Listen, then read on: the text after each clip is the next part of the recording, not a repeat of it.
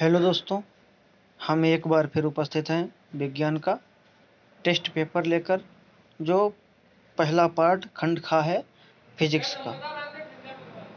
तो इसमें जो पहला क्वेश्चन है, किसी वस्तु का वस्तु से बड़ा आभासी प्रतिबिंब बन सकता है। तो किसी वस्तु का वस्तु से बड़ा आभासी प्रतिबिंब तभी बनता है जब वो अवतल दर्पण होता है, यानी कि हमारा अवतल दर्पण राइट आंसर है। उसके बाद में प्रतिरोधकता का एसआई मात्रक है। तो प्रतिरोधकता का एसआई मात्रक जो है हमारा ओम मीटर होता है। उसके बाद अगला क्वेश्चन है, विद्युत धारा उत्पन्न करने की युक्ति को क्या कहते हैं। तो विद्युत धारा उत्पन्न करने की युक्ति को जनित्र कहते हैं। इसको हमने लॉन्ग आंसर में भी पढ़ा हुआ है। उसके बाद में अगला क्वेश्चन है बहुविकल्पी में, अभिनेत्र लेंस की फोकस दूरी में परिवर्तन किया जाता है, यानी कि किसके द्वारा परिवर्तन किया जाता है। तो पच्छांभी जो होता है, पच्छांभी द्वारा परिवर्तन किया जाता है। अब क्वेश्चन दूसरा है हमारा, जो इसमें वाहनों में किस प्रकार के दर्पण को पश्च दर्पण के रूप में वरीयता दी जाती है। तो इसका आंसर है कि हम वाहनों में उत्तल दर्पण को पश्च दर्पण के रूप में वरीयता देते हैं, क्योंकि यह छोटा तथा स्पष्ट प्रतिबिंब बनाता है। क्योंकि इससे छोटा जब प्रतिबिंब बनाता है तो हमें दूर तक की वस्तुएं स्पष्ट दिखाई देती हैं, इसीलिए इसमें उत्तल दर्पण यूज किया जाता है। इसके बाद में अगला क्वेश्चन है कि किसी अवतल दर्पण की फोकस दूरी 15 सेंटीमीटर है। वस्तु को लेंस से कितनी दूरी पर रखें कि इसके द्वारा बने लेंस से 10 सेंटीमीटर दूरी पर प्रतिबिंब बने।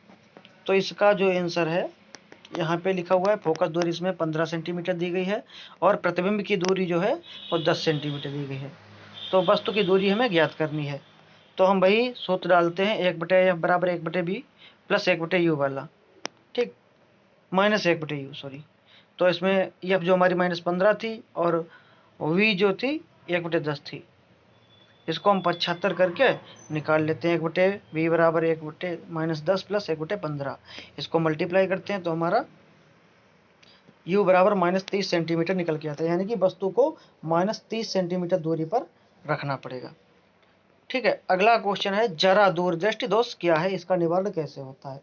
तो जरा दूरदृष्टि होता है कि इसमें पास और दूर दोनों की वस्तुएं स्पष्ट रूप से दिखाई नहीं देती हैं, इसीलिए इसको निवारण करने के लिए दी फोकस लेंस का प्रयोग किया जाता है, यानी कि एक ही लेंस, उसमें 2 फोकस वाले लेंस लगे होते हैं। ठीक, अगला क्वेश्चन है तीसरा कि प्रकाश के परावर्तन का नियम लिखिए। ठीक, और 20 सेंटीमीटर वक्रता त्रिज्या वाले अवतल दर्पण के सामने 5 सेंटीमीटर की दूरी पर रखने पर प्रतिबिंब कहाँ और कैसा बनेगा। तो सबसे पहले हम सॉल्व करते हैं प्रकाश के परावर्तन का नियम। तो प्रकाश के परावर्तन के 2 नियम होते हैं। पहला है आपतित किरण, परावर्तित किरण तथा आपतन बिंदु तीनों एक ही तल में होते हैं। और दूसरा जो है वो इसके नीचे लिखा हुआ है शायद, आपतन कोण तथा परावर्तन कोण आपस में बराबर होते हैं। ठीक, ये दोनों नियम हो गए। और इसमें बताया गया था कि ये सवाल दिया 20 सेंटीमीटर वक्रता त्रिज्या वाले अवतल दर्पण के सामने 5 सेंटीमीटर की दूरी पर रखने पर प्रतिबिंब कैसा और कहाँ बनेगा। तो उसका जो आंसर है यहाँ पे, वक्रता त्रिज्या r बराबर 20 सेंटीमीटर, फोकस दूरी जो इसकी आधी हो जाती है और वस्तु की दूरी -5 सेंटीमीटर। इसको भी हम वही दर्पण वाले सूत्र पे रख देते हैं और इसको जब सॉल्व करते हैं तो हमारा आंसर निकल के आता है 10। और अवतल होता है तो इसमें ऑलरेडी माइनस लग जाता है। ठीक, तो -10 सेंटीमीटर निकल के आता है। उसके बाद में अथवा में एक क्वेश्चन है कि लेंस क्या है। लेंस क्या है, प्रकाशिक गुणों के आधार पर यह कितने प्रकार का होता है, और उत्तल लेंस के प्रथम फोकस तथा लेंस के बीच वस्तु स्थित वस्तु के प्रतिबिंब का बनना किरण आरेख द्वारा दर्शाइए। तो पहला क्वेश्चन लेंस क्या है। तो लेंस जो एक या एक से अधिक पारदर्शी माध्यमों से मिलाकर बना होता है उसे लेंस कहते हैं। ठीक, प्रकाशित गुणों के आधार पर लेंस 2 भागों में बांटा गया है, एक उत्तल लेंस और दूसरा अवतल लेंस। और जो किरण आरेख हमें बनाना था वो एक किरण आरेख बना है, जो हमारी वस्तु रखी है वो वहाँ पे रखी है। ठीक, इस तरह से आप लोगों को किरण आरेख बना लेना है। ठीक, और इससे जो प्रथम फोकस था लेंस के बीच में जब वस्तु रखी जाएगी तो इसका जो प्रतिबिंब है उल्टा बनेगा, वास्तविक बनेगा और वस्तु से बड़ा बनेगा। ठीक, उसके बाद में इसका खा क्वेश्चन है दूसरा पार्ट कि विद्युत विभवांतर की परिभाषा तथा मात्रक लिखिए और इसमें 10 ओम, 20 ओम, 30 ओम के प्रतिरोध दो क्रम में, पहला समांतर क्रम है और दूसरा श्रेणी क्रम में जोड़ दिए जाएं तो तुल्य प्रतिरोध की गणना कीजिए। तो पहले देखते हैं विद्युत विभवांतर क्या होता है। तो विद्युत विभवांतर होता है किसी धारावाही विद्युत परिपथ के बिंदुओं के बीच विद्युत विभवांतर एकांक आवेश को एक बिंदु से दूसरे बिंदु तक लाने में किए गए कार्य के बराबर होता है। तो इसमें हमारा सवाल दिया गया था समांतर श्रेणी में और श्रेणी क्रम में। तो समांतर क्रम में हमारा देखो यह है, इसमें सूत्र होता है 1/r बराबर 1/r1 plus 1/r2 plus 1/r3।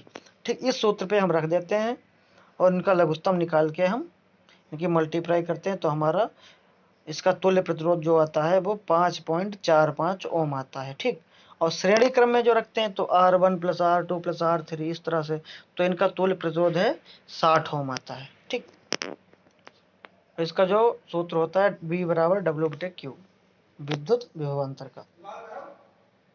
ठीक, अगला क्वेश्चन है विद्युत धारा जनित्र का मूल सिद्धांत तथा कार्य विधि स्पष्ट कीजिए। तो विद्युत जनित्र एक प्रकार की यंत्र है जो यांत्रिक ऊर्जा को विद्युत ऊर्जा में बदल देता है। तो इसका सिद्धांत जो है, प्रत्यावर्ती विद्युत जनित्र विद्युत चुंबकीय प्रेरण के सिद्धांत पर कार्य करता है। जब एक कुंडली समांतर चुंबकीय क्षेत्र में घूर्ण करती है तो चुंबकीय क्षेत्र रेखाएं कुंडली से गुजरती हैं और विद्युत प्रेरित करती हैं और इसमें विद्युत स्थापित करती हैं। इसकी रचना जो है, इसके मेन पार्ट जो होते हैं, पहला होता है चुंबक। तो चुंबक जो होता है एक शक्तिशाली अवतल बेलनाकार चुंबक जैसे नाल का कार्य होता है शक्तिशाली चुंबकीय क्षेत्र बनाना। ठीक, उसका दूसरा पार्ट होता है कुंडली। कुंडली एक आयताकार लोहे के टुकड़े पर तांबे के तार को लपेटकर कुंडली का रूप दिया जाता है जिसमें विद्युत धारा प्रवाहित की जाती है और इसे चुंबकीय क्षेत्र में रखा जाता है जिससे इस पर बल लगता है और ये अपने अक्ष पर घूमता है। ठीक, उसके बाद में होता है विभक्त वलय।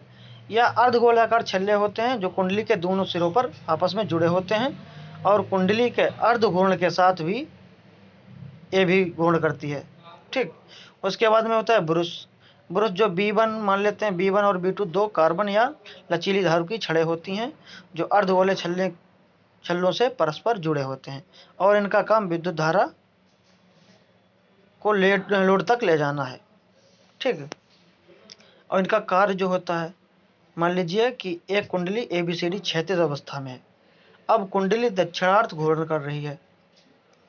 कुंडली चुंबकीय रेखाओं को काटती, कुंडली का AB भाग ऊपर की तरफ और CD भाग नीचे की तरफ घूमता है। फ्लेमिंग के दक्षिण हस्त नियम के अनुसार विद्युत कुंडली के AB भाग में A से B और C भाग में C से D ABCD की दिशा में प्रेरित होगा। प्रेरित विद्युत परिपथ में बुश B2 से B1 की तरफ जाएगा। कुंडली के आधे घूर्ण के बाद CD ऊपर की तरफ और AB नीचे की तरफ घूर्ण करेगा। प्रेरित विद्युत अब उत्क्रमित दिशा में प्रवाहित होगी यानी कि DCBA यानी कि उल्टा की तरफ विद्युत धारा B1 से B2 की दिशा में प्रवाहित होगा। यानी कुंडली के हर आधे घूर्ण के बाद विद्युत धारा की दिशा बदल जाएगी। यदि विद्युत जो हर बार के अंतराल में अपनी दिशा परिवर्तित करती है प्रत्यावर्ती विद्युत धारा कहलाती है और यह यंत्र प्रत्यावर्तित विद्युत जनित्र कहलाता है। तो फर्स्ट पार्ट जो विज्ञान का था वो हमने आज डाल दिया है। उसके बाद में जो सेकंड पार्ट होगा केमिस्ट्री का वो हम कल आप लोगों को यूट्यूब के माध्यम से उसे उपलब्ध कराएंगे। तो आज के लिए इतना ही काफ़ी। कैसा लगा कमेंट में हमें ज़रूर बताएं और हमारे चैनल को सब्सक्राइब करना ना भूलें। और हाँ, जो बच्चे कमज़ोर हैं वो हमें कमेंट में ज़रूर बताएं, उनके लिए हम जितनी कोशिश होगी उस हिसाब से हम उनके लिए वीडियो बनाकर लाएंगे।